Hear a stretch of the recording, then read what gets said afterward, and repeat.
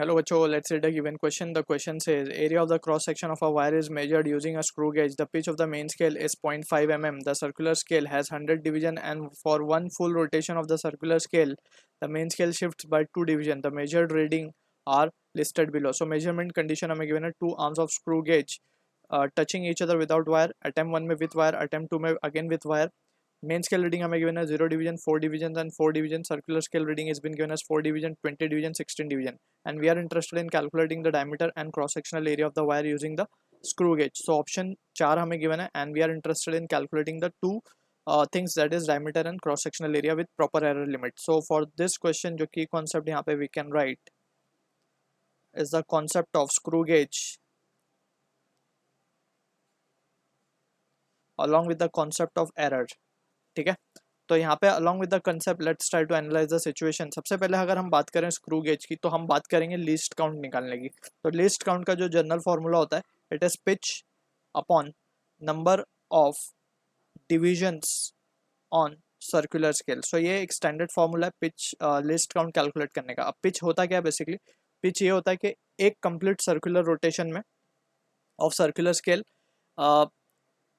Main scale पे circular scale कितनी slide कर गई उसे हम बोलते हैं पिच. ठीक है, तो एज पर द क्वेश्चन हमें बोला वन फुल रोटेशन में वो शिफ्ट हुई 2 डिवीजन. ठीक है, and 1 division corresponds to 0.5 mm on main scale, वो हमें गिवन है क्वेश्चन में. तो ये हो जाएगा कितना? It will be just 1 divided by number of division on circular scale is 100. सो ये आ जाएगा 0.01 mm. ठीक है, तो ये मिल गया हमें लीस्ट काउंट. अब लीस्ट काउंट मिल गया, इसके बाद हम क्या कर सकते हैं? डायरेक्ट रीडिंग्स निकाल सकते हैं. उससे पहले हम जीरो एरर निकालेंगे, क्योंकि हमें बोला गया जब दोनों आर्म टच कर रहे हैं तो जो है मेन स्केल रीडिंग तो जीरो है, लेकिन ये किससे कोइंसाइड कर रही है? सर्कुलर रीडिंग जो है 4 डिवीजन से कोइंसाइड कर रही है मेन स्केल की रीडिंग. ठीक है, मेन स्केल का जो मेन रेफरेंस लाइन है वो किससे? 4 डिवीजन से कोइंसाइड कर रही है सर्कुलर रीडिंग के. तो हम यहाँ पे बोल सकते हैं कि जीरो एरर क्या आ जाएगा इसमें? जीरो एरर ये कुछ रीडिंग में एक्स्ट्रा आ जाएगा, यानी कि पॉजिटिव जीरो एरर है, तो इसको हमें सब्ट्रैक्ट करना होगा फाइनली, राइट. सो इसमें हम लिखेंगे 4 डिवीजन, यानी कि 4 इंटू लिस्ट काउंट, यानी कि हो जाएगा 0.04 mm. क्लियर है.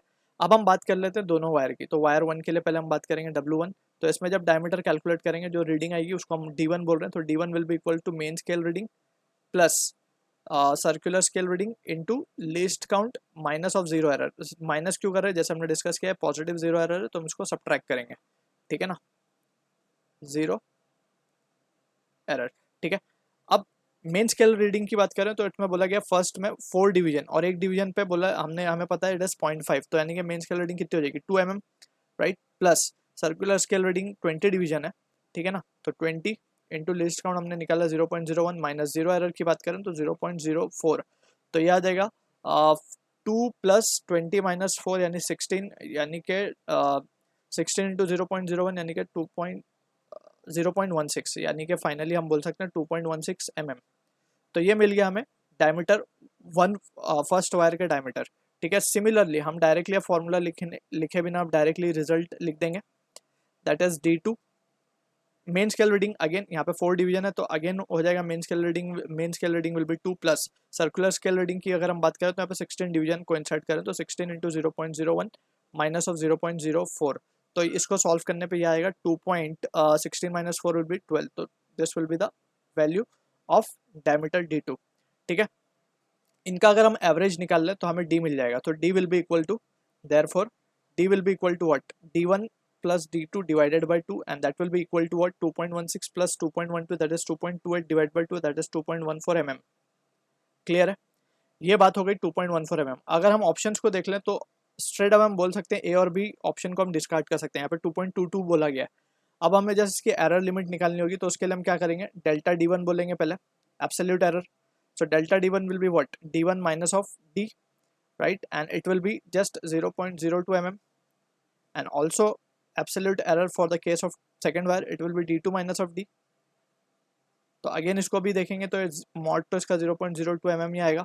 तो फाइनली हम डेल्टा D को क्या बोल सकते हैं? Delta D will be equal to, इन दोनों का अगर हम एवरेज ले लें तो it will be just again 0.02 mm, right.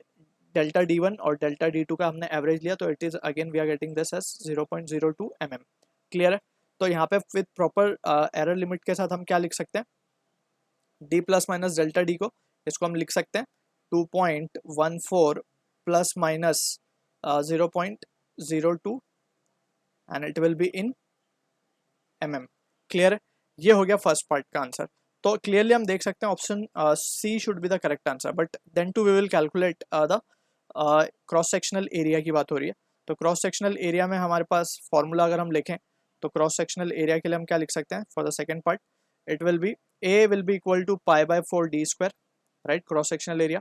सो इसको हम क्या लिख सकते हैं, सबसे पहले तो हम इसको कैलकुलेट कर लेंगे, π/4 इंटू डी हमें क्या मिला था 2.1, अगर हम देखें तो डी हमें मिला था 2.14, तो 2.14 का स्क्वायर हम कर देंगे, राइट। तो इसको अगर हम देखें ध्यान से तो this value comes out to be, so ये आ जाएगा हमारे पास 1.14, राइट, up to 2 decimal place we are taking. तो ये वैल्यू आ जाएगी and it will be in pi, इसके साथ पाई भी आएगा, ठीक है। So this will be the value of area. अगर हम अब बात करें डेल्टा ए की, तो delta A upon A in terms of fractional error हम इसको क्या लिख सकते हैं 2 delta D upon D, right. So delta A क्या हो जाएगा, delta A will be equal to 2 delta D upon D into A, clear है। तो 2 इंटू डेल्टा डी की अगर हम बात करें तो we have calculated it as 0.02 divided by D हमने कैलकुलेट किया 2.14, राइट, इंटू ए हमने कैलकुलेट किया 1.14 पाई, क्लियर है। इसको जब हम सॉल्व करेंगे तो we are getting the result as 0.02 and it will be with pi.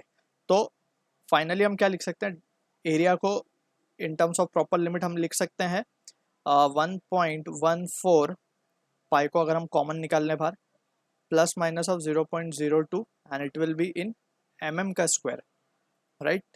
Options को देख लेते हैं, तो ऑप्शन जो है सी परफेक्टली मैच होता हुआ दिख रहा है हमें इससे, ठीक है। So this is what the answer for the question we are getting. So I hope you understood the solution. All the best.